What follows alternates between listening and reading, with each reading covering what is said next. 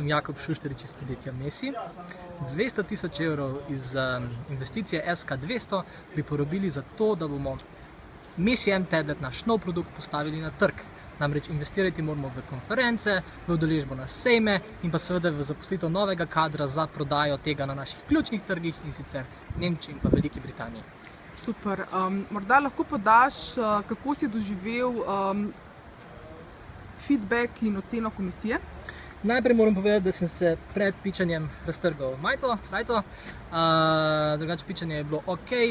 Investitorji oziroma publika oziroma ocenjevalci so bili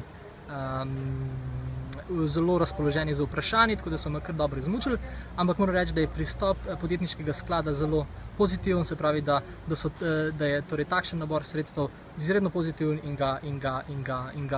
ga torej iz Mesi v strani ga tudi pohvalim.